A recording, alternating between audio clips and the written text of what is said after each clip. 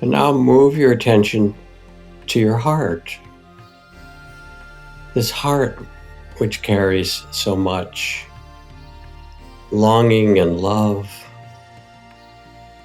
and tears and grief and excitement and delight. Hello, hello, hello. Welcome to the Metta Hour Podcast with Sharon Salzberg, where Buddhist wisdom meets everyday life. My name is Lily Cushman, and I produce this podcast. And we're here today with episode 202 with Jack Kornfield. Jack is someone who many of you already know his work, and it's his third appearance on the Metta Hour. For those who don't know, Jack is a longtime meditation teacher, an author. He is one of the most influential meditation teachers in the West. He was part of a group of Westerners who went to the East and found the teachings of the Buddha and brought it back to the United States in the early 70s.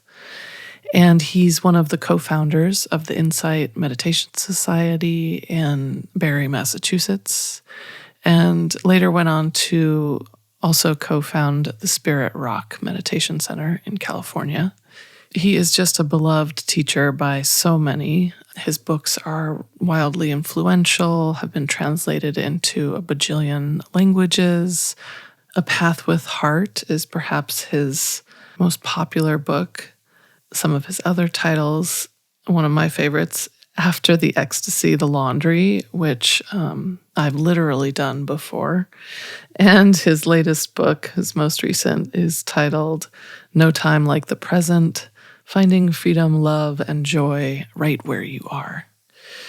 So we're just delighted to have Jack back on the podcast, and this conversation is one that is centered around the topic of community, the power of community, the necessity of community, and just the ways that community really support being on a spiritual path, and what happens when we don't have it. You know, in these moments like in COVID, or just times when community is not that accessible due to the circumstances of our lives. Jack has also recently spearheaded a community building organization along with Tara Brock and a few others that's called the Cloud Sangha. So they'll speak all about that in this conversation, and also just tell some stories from the old days, which is always amazing to hear. So before we get into the episode, a couple announcements. The first of which is that Sharon's new book that's coming out April 11th is now available for pre-order. The title of that book is Real Life, and we're doing a pretty incredible offering, a 5-day online summit that is centered around the teachings that are in that book. And that's running from March 29th to April 2nd, a couple weeks before the book comes out, and features 30 different speakers. Well, it's a little more than 30-ish speakers. And it's a whole range of folks. There's Dharma teachers, there's musicians, there's actors, there's creatives of kind of all kinds, and just some incredible thought leaders also from the mindfulness movement and beyond. So if you want to learn about the book, if you want to just dive into it, the summit is called Living an Authentic Life. And it's free to join. It's all online. And we're just excited to bring the book to you kind of through this summit. And Sharon's also going to be doing a whole bunch of just different events surrounding the book launch. And we're going to be doing a podcast series that starts with our next episode. And the book is really about these larger cycles in life, moving from contraction to expansion and moving from isolation to community. And just those seasons, as you might call them, of life, and how we move from those narrow states to more expansive and connected states. So it's a book that I think all of us could use in one form or another, especially as we're emerging out of COVID and redefining what life looks like for so many of us these days. So check it out. Join if you like. It's always a huge support to us for you to pre-order the book. Publishers love a pre-order, and it actually helps to kind of expand the reach of a book. So that's what we have for announcements. And without further ado, here is this beautiful episode with Jack Kornfield.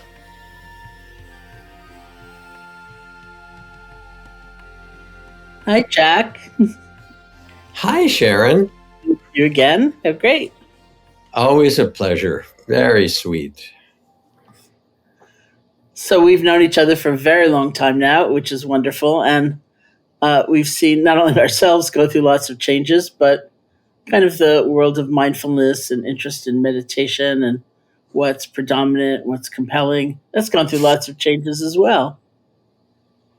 It has. We met in 1974, I believe. Mm-hmm. And that next year will be 50 years. Good Lord. It's hard to imagine. Yeah, and mindfulness was then a kind of, in the West, it was kind of a fringe, esoteric, not particularly well known.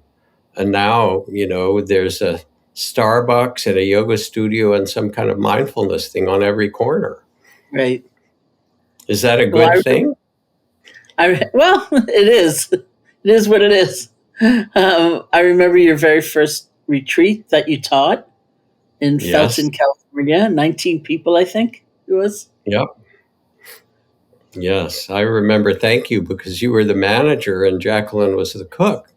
And That's what right. I remember at the end was taking everyone down to the Santa Cruz boardwalk for ice cream.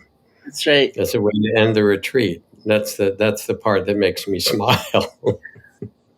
Which is a great memory for most of the topic I'd like to try to cover today, which is about community. And,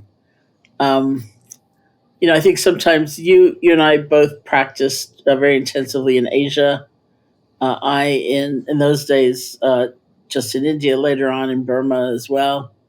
And you, I think, largely in Thailand. And sometimes people have an image of that practice as being very solitary and isolated. But in fact, there were big community elements to it. My first retreat, for example, which was in 1971 with S.N. Goenka as a teacher, was not completely silent. There were days of silence or periods of silence. And I met some of my closest friends on that retreat, closest friends still. And so it was a mixture of very intensive application and training of various techniques and methods so that we could take them with us with a lot of confidence, and also just the reality of meeting like-minded people and feeling that we're all practicing together.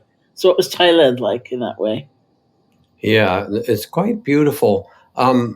There's a kind of historic context or historical context I want to put it in for people who are listening.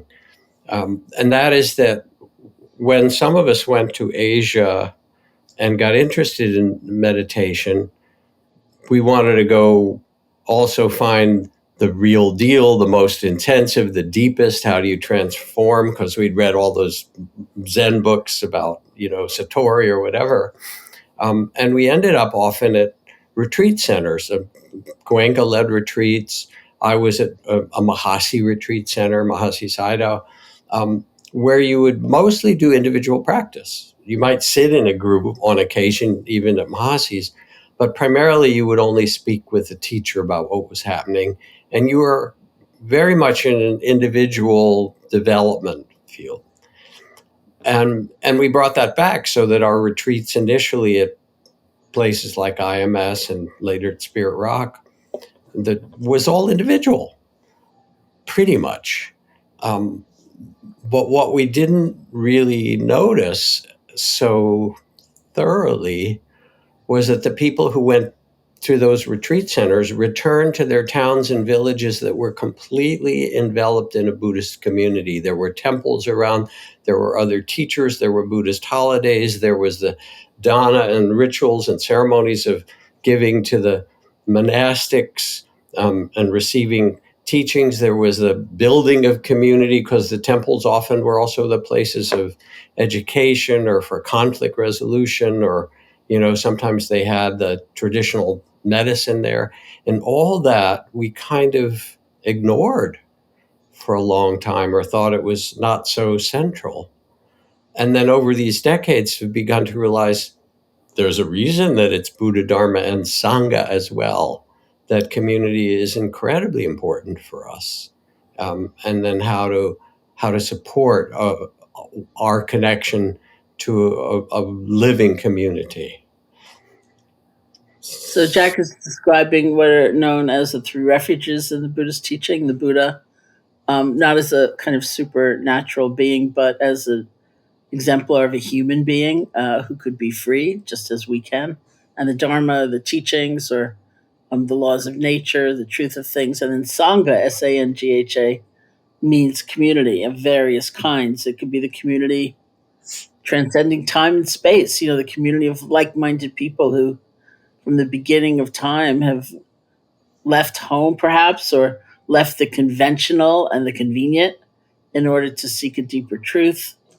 The community of those who have realized some truth and been able to transmit it in some way, and the community of all of us who practice together. So it has lots of different layers of meaning. So back to what you're saying, Jack, I think that for me, a lot of what happened was that I took certain things for granted. I think that some of the really precious and beautiful blessings of, say, my time in India was community, but it was unspoken. It was just there. We were practicing. It was so exciting. I look back at almost 50 years, and we're more than 50 years now, and think, wow, I remember coming out of a sitting in the meditation hall, and it was like so exciting because there'd been like tingling in my upper lip or something with my breath. And it was so exciting, all of it. And because of that tremendous sense of learning and opening and growing, some of the physical hardships, which were very real, were okay. We just were there, and we had to deal with that. And so we did, but the joy was tremendous, and we had each other. And in those days, of course, there was no internet, there were no cell phones, there were no faxes, there was nothing. And so, in a way, we had a funny reliance on one another. If you wanted to go visit a teacher of a different lineage, how did you even find out they existed? Well, somebody told you, and they said, well, I'm going there next week. Or that's how I ended up in that retreat. It was that Dan Goleman was giving a talk at this international yoga conference in New Delhi in late 1970. And he said, I'm going to a retreat, that is going to be in this town called Bodh Gaya, and it's taught by this man, S.N. Goenka. And there it was, so, and I remember there were so few books in English in those days, and we would each have our own like notebook. And if you heard a passage where a teacher said something exciting, or you felt something exciting, you'd write it down, so we're all like sharing those notebooks with one another. And so, and then coming back to the States and finally realizing I was going to be here and teaching in the States, it didn't really occur to me that, people were so often phenomenally lonely here, that maybe they were interested in meditation, which was not that common in those days. And they were working at some job where they were asked to tell a bunch of lies or hurt people in some way. And there was a kind of moral injury around that, and they had no one to talk to about that. Or they were taking care of an aging parent, or they were in a difficult relationship, and they didn't know who to share that with, or how they could, within the context of their meditation. They may well have had other groups that were very supportive, but within that context of using those tools, it was not there, and I just thought it was there somehow, and it was like a big wake up call to realize, oh, that's not here for a lot of people. Well, we were very fortunate in that we had our own community of teachers and people who are helping organize the retreat and take care of it and so forth. We actually became a community in a way that supported us trying to figure out how to teach and be with folks. And it's so important. I'm thinking about Trudy, my beloved, my wife and colleague Dharma teacher who founded Inside LA. And one of the things of many that they've done there is they had a program for the people who worked in the neonatal ICU, the NICU, first at children's hospitals and then more broadly, primarily nurses, some doctors. And they would come on a series of retreats that weren't just silent. They would sit to make the place of compassion and mindful presence alive for them. And then they would take time to talk to each other. And it was so poignant because, as one of the nurses said, there's so much to do there and so many things to tend to that if a child dies, we have to almost immediately go on to the next child.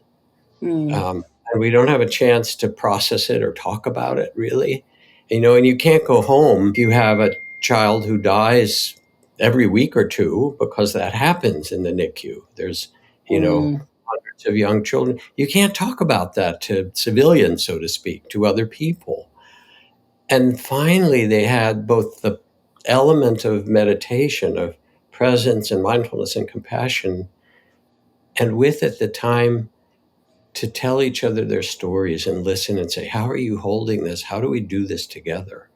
And this is kind of an example of the depth of one dimension of the depth that having community can offer us.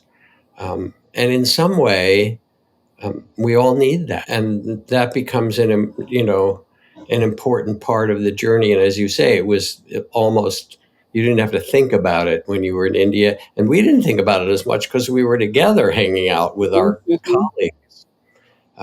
But it turned out that the students who would come for 10 days, they needed, in some way, we all need this. And it's one of the reasons, it's something I've become more and more interested in. And of course, it got accelerated by the pandemic and the fact that we can at least make some dimension of online community. And that's felt really important. It's partly why Tara Brach and I started this company, Cloud Sangha, which offers groups for people, weekly groups, where you meet regularly with a teacher or someone who facilitates it. Some of them just generally on meditation and how you're living and practicing, or some specific themes. You can be in a group focused on mindful parenting or grieving or managing stress and anxiety or things like that.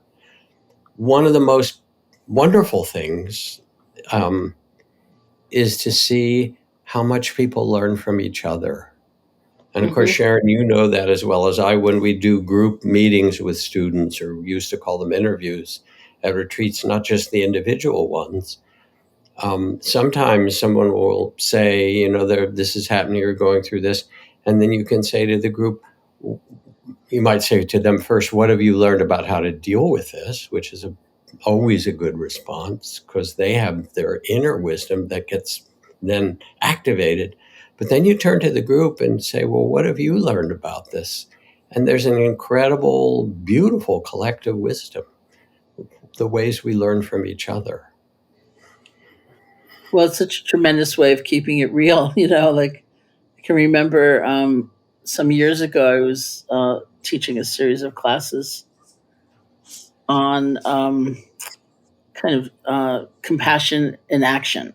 And one of the things I wanted to do was create the possibility for people to just be truthful and share with one another. Like I was asked to do this thing and I got really scared, or, I fell into this place of feeling I just wasn't ever doing enough and I had to stop, I had to step back, or something like that. And I think it was a really beautiful aspect because these values, compassion and love and service and generosity, they're so strong, and they can also be seen as so kind of idealistic and abstract, and something that we continually judge ourselves against, and realizing like, oh, I'm not the only one, I'm not the only one who Yeah. falls asleep meditating. I'm not the only one who is struggling in these ways. And I'm hoping, just as another note, that you have some kind of groups in Cloud Sangha about sharing joy, or the good news, or something like that. Yes, there is. There's a joy group, absolutely. And of course, our dear friend James Barris has his own whole joy industry, if you will, and it's fabulous. So yes, there's a joy group. And it's true, we can sort of focus, it can start to feel like a grim duty to meditate. And the point is that actually it should bring a sense of well-being. And even if you're going through hard things, somehow the joy that the heart is big enough to hold all this. The space of awareness, loving awareness is big enough to hold all this. And you become, Kuan Yin, the holder of compassion, or the Buddha, holding all this from a place of love. And instead of just being identified with the struggle and the suffering of it. So maybe you can run me through like a sample group, because I just looked it up, Cloud Sangha on their website. I looked it up on the web, and it was different than I thought it was going to be. I hadn't realized that there were all these specific topics as well as kind of more general groups. And what would it be like if I registered for everyday mindfulness, for example? So this is a new dimension in the last couple of months. We originally had groups that met with a teacher, and there were groups of the size of about 8 or 10 people. Many people have been in them for a year or more and really connect. And there isn't a particular theme for those groups. It's, how are you practicing this week? What are you learning? What are your difficulties? What are the great lessons or ahas? And people start to share and learn a little bit from the teacher, of course, but they really learn from each other. And that kind of bonding makes a huge difference. We get so lonely and isolated often in our meditation because we don't have anybody else to talk to about it. And it also sort of made the people feel, I don't know how to say it, more responsible, because they'd be checking in with each other every week. So they actually practiced more, and it just made everything deeper and more alive. It's been wonderful. The shift to these topic groups, which are actually smaller, we start in those with a very large group that might be 40 or 50 people, and a teacher giving 5 or 10 minutes of some dharma or some wisdom teachings or compassion teachings. Here are things to remember or reflect on. For example, if you chose a parenting group, here's a principle you might think about. And then most of that hour for that week, you're in a small group of 6 people with a facilitator or a teacher. And it might be the theme of what do you do when you feel impatient with your child in the parenting group? And it's so rich then to have that conversation, and then to be able to come back a week later and say, well, this is what happened. This is what I learned. And maybe for that month, you're looking at the impatience as a parent, or the hopes and fears you hold as a parent, or whatever issues around setting limits. And for that month, that conversation just gets deeper and richer. And you really talk about how you're practicing with it when you bring compassion to yourself and your children, or again, if it's a different theme like grief or stress and anxiety, or the theme of joy, what develops that joy? How do you sustain it? How do you share it? So I hope this describes it somewhat. And do you sit together? I mean, because it's different than other groups you might be part of, right? That are Yes, using you sit modern just psychological tools or something. yeah. you sit just a few minutes together, and Cloud Sangha has all these ancillary things that you can Mm-hmm. do. So there are a number of sittings every week. You can just join and sit with others. And there are teachings every week that are given to all the members that you can drop in for, things like that. So I was curious about how one joins. Like, can you join just for a month and try it out, or do you have I to join for a think year? the minimum is, I'm not sure if the minimum now is either 4 weeks or 8 weeks. Mm-hmm. Probably you can join for just a month, maybe for 2 months. And there's also a sliding scale so that pretty much anybody can afford it. Goes down to $10 a month. So pretty Mm-hmm. much anybody could afford it. Starts at like 40 some dollars, and goes down to $10 a month. Um, so it's meant to be really accessible for folks. Um, and it's something that we're really learning about. There is so much isolation. You talked about it when we were preparing for this Mm-hmm. podcast, about the kind of, you and Lily, the kind of isolation that got exaggerated during the pandemic, but that's really been here. It's like everybody's heard that the English Parliament created the Minister of Loneliness for the Mm-hmm. UK. Mm-hmm. Um, that in some way we're really trying to learn how to be where people are, which is a lot online these days because of the pandemic and the way things have shifted, and how to make a heartfelt community. And as we learn it, then also it spreads and other people do it. So, but making community online is not that easy. If you have groups and they're not led by somebody who's thoughtful, then they also can kind of devolve into conflict, and that all kind of thing has been seen. So we've got a recipe that seems to be really helping people. So if I join for 2 months, I can go to as many groups as I like. Is that how it works? Yes, yes, it is such a So deal for every time I go to Really a right. It's like the bank, or you go on the buffet. Yes, you have a main group that you choose, but you can do all kinds of other groups too. Yep. and so if I go to the grief and sorrow group, there may always be different people in it, right? Because Yes. Then it would be other people. Yeah.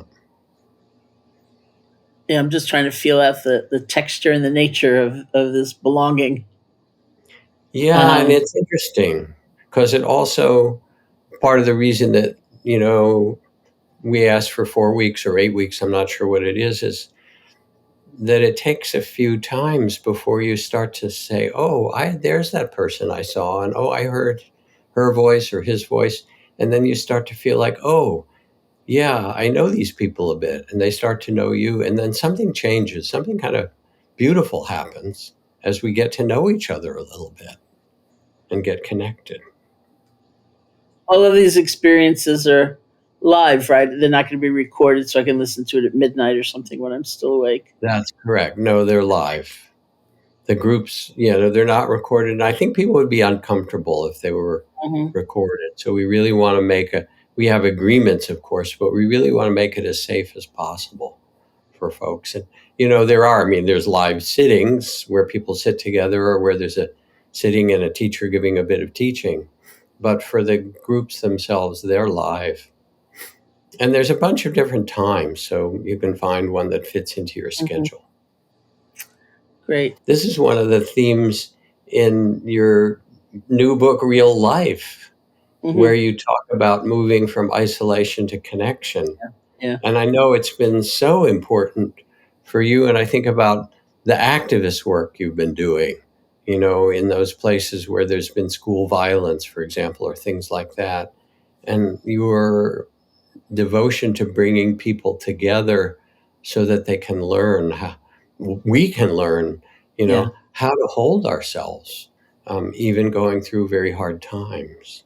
But a lot of it is, I think, reflected in what you were saying about Trudy and just the work of people who, in many ways, are on the front lines of suffering. And something I discovered that I was kind of amazed by. Many years ago, I was part of the initial work that the Garrison Institute was doing bringing tools of yoga and meditation to domestic violence shelter workers, to frontline workers. And um, we really tried to have at least two people from each shelter so that somebody wouldn't be all alone. But isolation was sort of a characteristic of their lives, not just because of keeping client confidentiality, but because they felt like, I can't bring those stories home, they're too hard. And I've got a partner, I've got children, I've got another whole thing going. This is too much suffering to bring into the room. And they didn't tend to talk to one another, which was astonishing. And I think that's a pattern that is repeated with physicians, for example.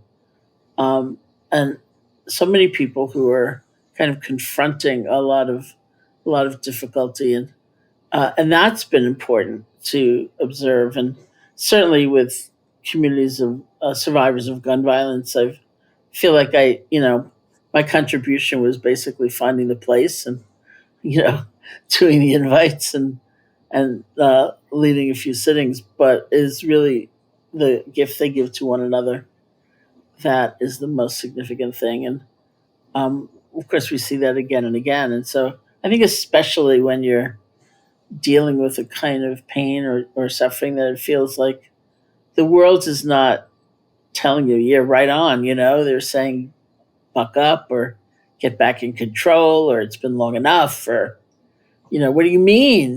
Like you should be getting more than you're giving or all kinds of things. Or we tell ourselves that. And it seems very important to have that sense of community. Yeah, I'm thinking about both the kind of groups Cloud Sangha has and what you're talking about. The culture has these ideas that you should just, hold it in, keep a stiff upper lip, move along, hold it. But it gets, it gets carried in the heart and it Yeah. gets carried in the body. Vivek Murthy, who our Surgeon General, said that um, the majority, more than half of what comes through the doors in our hospitals and clinics is, as physical ailment, is actually emotionally based. Mm. And we know this, we carry, the fear, whether it's around the big ones of global warming and, systemic racism or economic injustice or those kind of things, but also in our own lives, the way the society is set up, we're isolated. How will I handle my old age? Or what if I have an accident? Do I have enough money? Or what about my children doing this or that or whatever? And we don't have people really often to talk about it with. And there's something so beautiful in the principles, the simple principles of mindful self-compassion, which sort of has grown out of your work, Sharon, and mine, and that Mhm. great tradition of kind of helping people feel compassion for themselves. But they talk about common humanity, which is Yeah. part of what happens. People realize, oh, it's not just me. It's not me that's worried about money, but it's the social structure around, or worried about my community or my children being safe or whatever. And then the practices of compassion, how to actually shift from judgment or expectation that it should be different or blame or something, um, to actually holding our human incarnation, this circumstance, with compassion, Mm. and not trying to, well, the point isn't to perfect yourself or find the right solution, the perfect solution, but it's to perfect your love and your presence and your, in some way, to be able to find a way to be connected and loving in the midst of this, becomes a great gift. Well, as you say, the subtitle of my new book, the title is Real Life, and the subtitle is The Journey from Isolation to Openness and Freedom. And the sort of basic dynamic I was working off of with the book was one that is symbolically exemplified in the story of the Passover Seder, and where the word Egypt, this take this totally away from geopolitics, but the word Egypt really means a narrow place, the narrow straits, and so it's like a state of being contracted, feeling trapped, being trapped. And it's the journey from that state and into a place of openness and connection and expansiveness and freedom. Like, it's like, oh, finally I can breathe. Finally I'm free. And so the word contraction is not a very popular word. It was hard to use in a way that made sense. And so, really looking especially at our time when, so many people have gone through, if not physical isolation because they were going out to work every day, a kind of isolation in the shattering of the norms that we've just basically been through. Um, and isolation is sort of the perfect example of a full on experience. Like, yeah, I read those chats when I'm doing Zoom teaching, and uh, it was amazing the things people would put in there, including the one of them I will never forget, which was, I'm a resident in a nursing home. I haven't had a visitor in a year, Mm. and Mm. one way or another, maybe people were working and they were living with their families, so they weren't all alone as other people were. But even not being all alone, maybe your church or your synagogue was shut down, or your Buddhist retreat center was shut down, as we all were. And you didn't have that kind of reviving sense of, these are the people I come together in ritual and presence, and have a better week because of it. It's like it was gone, unless you were doing it online. And Mm. so, I think the need for that kind of connection became ever more apparent. And did you have then, as a response, um, guidance for people in how to rebuild it? Well, as you know, a great fan of loving kindness meditation, because even like looking at the work of the Surgeon General or before the pandemic, and looking at reading clinical studies about different conditions that would be affected toward the good if people had more connection, more of a sense of connection. I kept thinking, well, it can't just be a numbers game. Like, I've only got two friends, I need eight. It really can't be just that.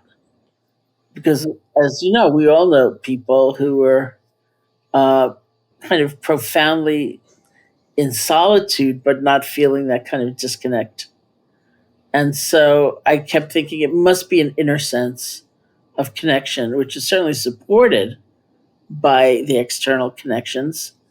But it's supported by meaningful connection, even if it's not group of friends, intimate friends, whatever it is. So um, to have that inner sense allows for the meaningful connection. And for me, that would come back to actually doing a practice like loving kindness and paying attention to people. All the people we tend to look through rather than at as we encounter them in our day, or that we neglect to thank. The bus driver or whomever. There are ways of having these kind of micro connections that are very real. And so I think if we bring those into our lives as well as a kind of practice, it can make a difference. And also realizing, that all those feelings and what is, seeming to be a real difficulty for a lot of people these days in mental health, it's a natural thing. I mean, look at what happened, and uh, somebody once defined trauma as a normal reaction to an abnormal circumstance. Mm. So whether the abnormal circumstance is like grinding poverty that goes on and on, or something sudden and abrupt, um, we're having not such a bizarre reaction to it when we freeze or we whatever we might do. It's sort of a traumatic way, and to understand that, yeah, that makes sense that we feel everything that we're feeling. I think that's very important too. Yeah. I mean, I've actually shifted my language somewhat these days from trauma to just simply suffering, which is Uh-huh. the in the Buddhist teaching the first noble truth, because it's not new. And sometimes when you use the word trauma, at least I found, people think that there's something wrong with them and then they have to fix it. when Uh-huh. in fact we have a certain measure of suffering, and we have to both come to tend it, to hold it with compassion, come to terms with it in a very tender and honorable way, and then realize that that's not the end of the story. That when Mm-hmm. Nelson Mandela walked out of Robben Island prison after 27 years with such magnanimity and compassion, that they can imprison your spirit, imprison your body, but not your spirit. But anyway, a few things just that you said. I love the micro connections and, the inward practice.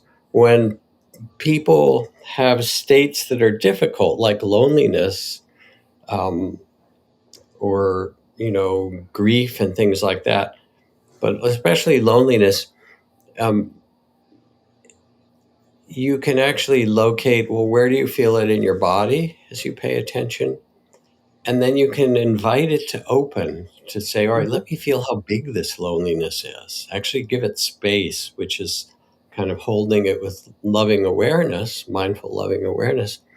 And when you allow intense feelings like that to open, see how big they open and open, and then something interesting happens because it starts to shift or become more ephemeral. Um, and then there becomes space around it. And it starts to shift somehow. People experience it as going from loneliness to being alone. And Mm-hmm. there's a real difference between loneliness and being alone. Or holding it with compassion. Here's the state and lonely, and when did you first feel it? Okay, I've felt it since I was young and whatever. And you hold that child in your heart with compassion and do the metta, as you said. And somehow you also become a friend to yourself. Mm-hmm. And when you have, then you look at other people with different eyes. You see somebody who doesn't have a home, on the street or something, and it's not so much them, but you realize, oh yeah, this is our human incarnation, and it tenderizes the heart. And I love for myself. I'm a kind of impatient person, me, so you've seen it, speed freak in some ways, and so I get impatient when I'm trying to get something done or go somewhere, and then things impede. The car in front of me is too slow, and the people on the sidewalk are, not making space. And I can notice the irritation. And then I look at the actual individuals. Mm-hmm. And with that looking, I love doing this. Um, what did they look like when they were 5 years old? Mm-hmm. And my heart instantly softens, and I go, oh, there was that innocent little boy or that, earnest little girl. And I love them. And the whole thing changes, and it becomes part of my loving kindness, compassion practice. And they feel like more like we're in it together. And so this is one of my ways of doing what you suggested, of kind of keeping this practice of loving kindness and connection together.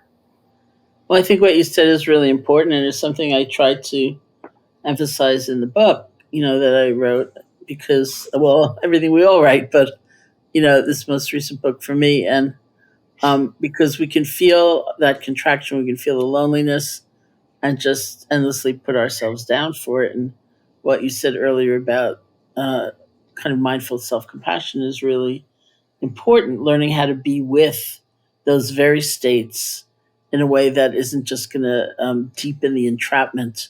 And that happens also because of dislike. Like, I hate what I'm feeling. I'm ashamed of it. I'm afraid of it. That doesn't help. It's too bad because it comes so readily, but it really doesn't help. And finding that skill really of not being overcome by a state and yet not pushing against it is what a good deal of mindfulness training is about. And it really frees us to experience everything in a very different way. And we do that also with one another, I think, in a very significant way. And it's lovely to imagine all these people as 5 years old and kind of cute and doing the best that they can. But I It, had a very it, funny memory listening to you, Jack. because I think we come to a place with ourselves too, where we realize some of these forces in the mind, they're just habits, and they come together in a certain way, and they may come together in a different way for other people, but there's a kind of uh, almost like an impersonality in that observation, instead of taking everything to heart. Like, I'm this kind of person, and you're that kind of person. And the memory was about way back when, we'd be teaching a retreat together, and they all had a certain start date and end date. Maybe 10 days or something like that. And this is before any of the centers, the Insight Meditation Society or Spirit Rock, were opened up. So everything was in some rented facility, Girl Scout camp or whatever, and of varying qualities. And we'd come together for those 10 days, this group of people, and someone cooking. And it was this amazing thing, because we would create a universe all together of shared values and shared investigation and support for one another, and then it would end. And I would always, as far as I remember, say, "Let's stay for lunch." Maybe others would stay for lunch. Like, it doesn't really have to end. Oh, Can we hold on? And you would say, "Let's get oh, out of here." Let's yeah. go right away. Let's have lunch somewhere else. And I would go, "But couldn't we stay a while?" And you go, "No, let's go." Oh, And we were sweet. just both reacting to kind of loss in a very Yeah. different way. Well, and we created, someone called them sudden communities, where Yeah. people come together and they set up a tent and they do something that's really heart to heart with one another, and it is meaningful, and it's hard then to let go of it.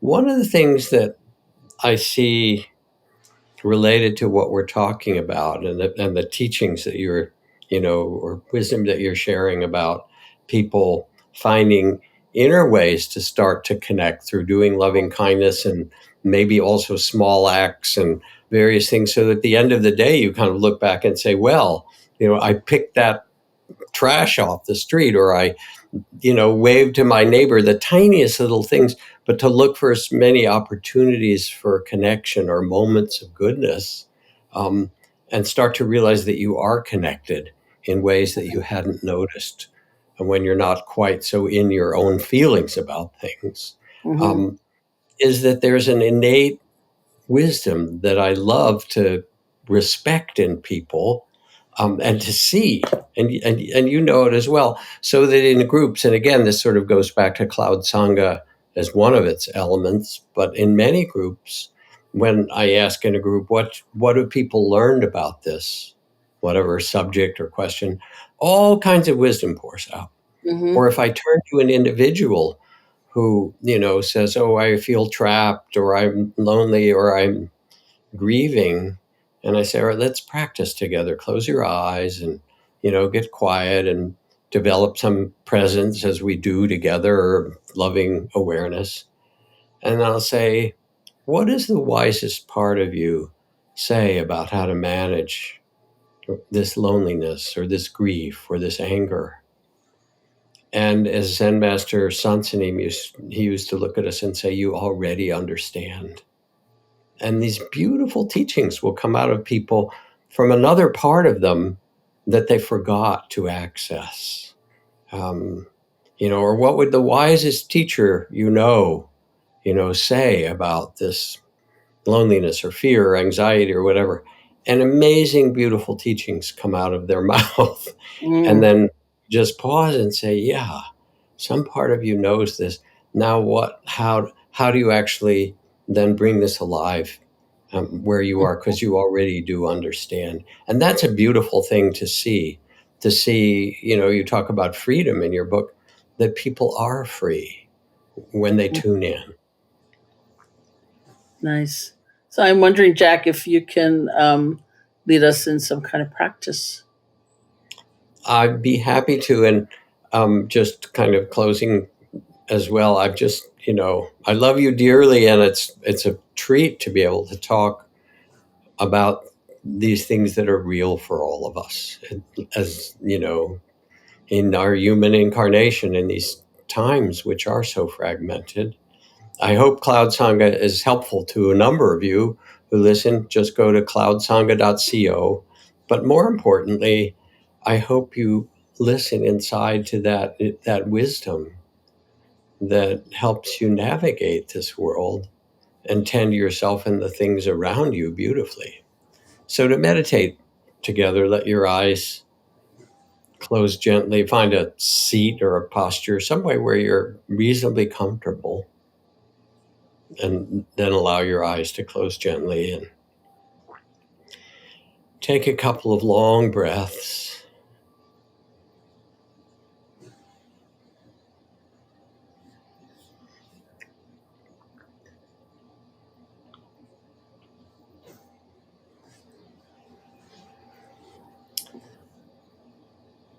And now with loving awareness, with mindful loving awareness, notice the state of your body, how it actually feels, the whole field of it, areas of warmth or cool,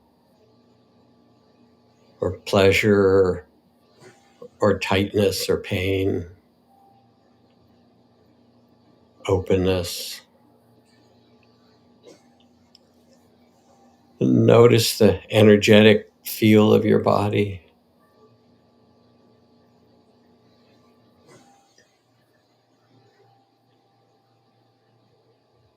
With a real kindness, mindful, loving awareness, a loving awareness of this remarkable human body.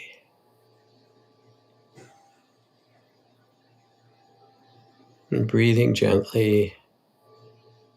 Notice how much your body has been carrying of difficulty or stress.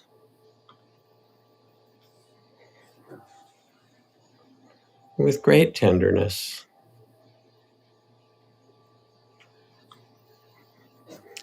And wrap this whole body with compassion, this vehicle of your body.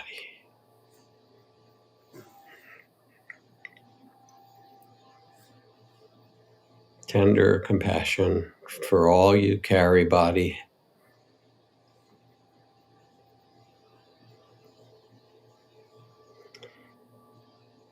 And is if you could make an inner bow, say, thank you.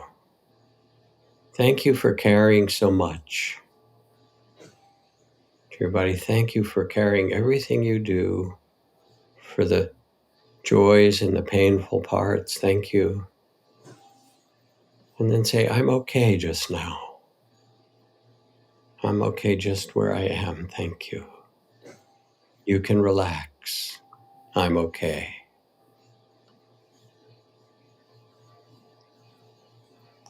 And notice what happens when you say thank you for caring so much.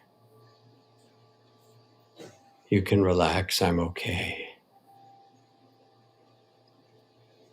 And let the body soften and open, steady, gracious.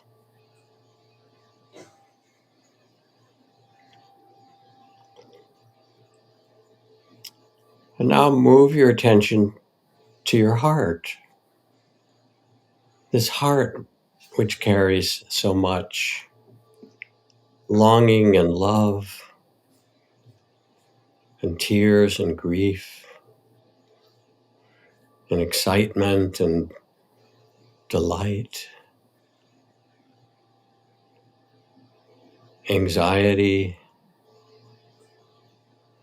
weightiness, excitement and joy. There are the burdens and the difficulties that your heart carries, the things you care about that are hard or that have been hard.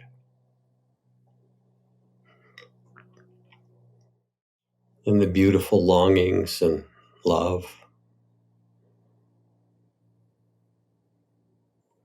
And wrap your heart again with compassion and loving awareness. Just hold it. Oh, you carry so much. Your dear heart, you carry so much. Let me just hold you in compassion, kindness, appreciation.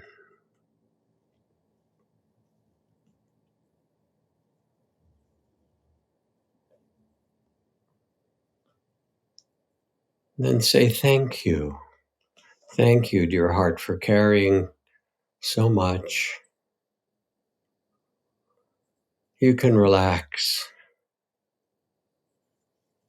I'm okay just now, in the present moment. I'm okay. You can relax. Notice what happens when you say thank you with compassion. You can relax.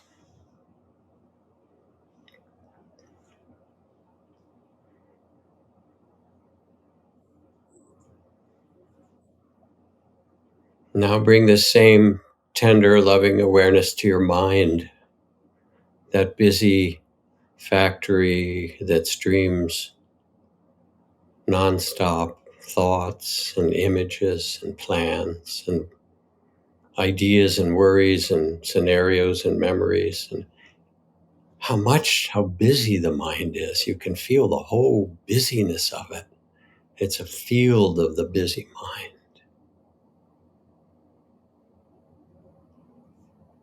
And wrap this busy mind with compassion.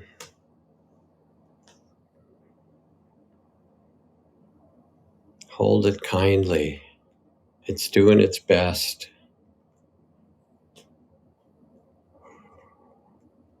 Just hold it.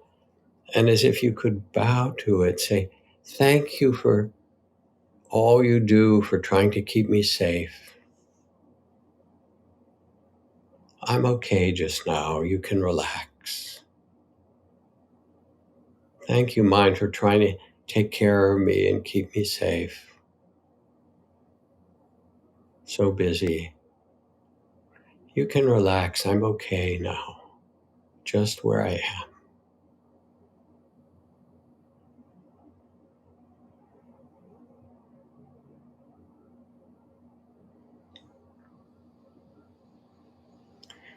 And finally, as the body and heart and mind are invited to relax, thank you for all you carry, for taking care of me.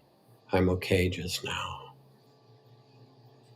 Notice that you have become the mindful, loving witness of it all. You are not the body. You are the awareness of the body. You're not all the emotions, the joys and sorrows, feelings, love and loneliness. You become the loving awareness, the witness of it. You're not all the thoughts and images and memories.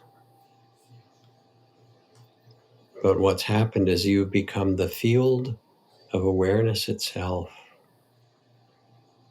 What Ajahn Chah called the one who knows. You are the loving awareness itself. Spacious and peaceful and timeless. This is your home. This is your true home. Consciousness was born into this body and will leave it. You're not the body or emotions or thoughts. You are the consciousness itself. Rest in it. Peaceful, timeless.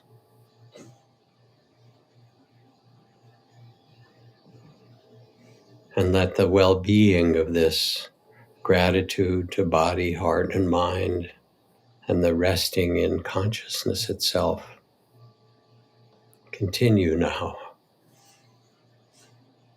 even as you open your eyes in the field of loving awareness. So thank you, Sharon.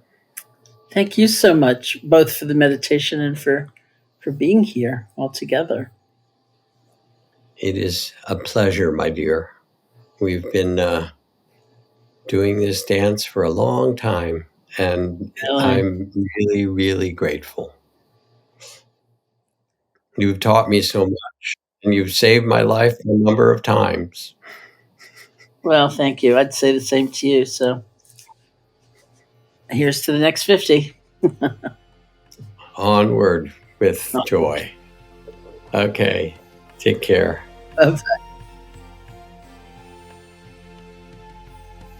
Hey folks, thanks for listening. To learn more about Jack Kornfield's work, his many offerings, or just to hang out with him a little bit more, you can visit his website, which is jackkornfield.com. JackKornfield.com. And if you're interested in checking out the Cloud Sangha, you can visit their website, which is cloudsangha.co. Cloud, C-L-O-U-D, Sangha, SANGHA.co. So thanks for listening. And as always, if you want to hear more episodes or just check out some of the things that we're up to in Sharon's land, you can visit SharonSalzberg.com. There's also a free meditation there if you'd like to join our mailing list. And as always, sending you off with a little bit of loving kindness. May you be safe. May you be happy. May you be healthy. And may you live with ease.